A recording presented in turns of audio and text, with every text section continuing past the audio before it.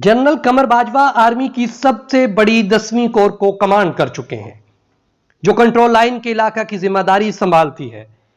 कमर जावेद बाजवा को कश्मीर और शुमाली इलाका जात में मामलात को संभालने का वसी तजर्बा है।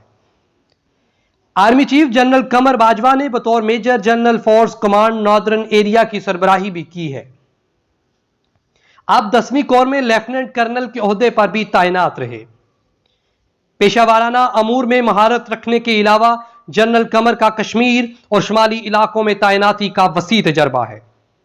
जनरल कमर माजी में इन्फेंट्री स्कूल कोयटा में कमांडेंट भी रह चुके हैं।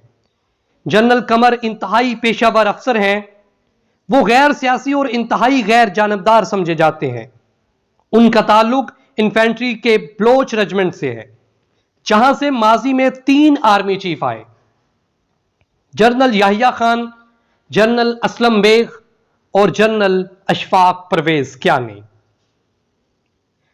वो रावलपिंडी की इंतहाई अहम समझी जाने वाली कोर दाहम को भी कमांड कर चुके हैं। नई तैनाती से कबल वो GHQ में जनरल ट्रेनिंग और एलोवेशन के इंस्पेक्टर जनरल थे। उनके दौर में दहशतगर्दी के खिलाफ जंग में तेजी आई। मुल्क में ऑपरेट करने वाले दहशतगर्दों और राह के एजेंटों के नेटवर्क को तोड़ दिया गया। मुल्क में से दहशतगर्दों के स्लीपर सेल्स और उनके सहूलतकारों का भी खात्मा किया गया और असले के इस्तेमाल को कम किया गया।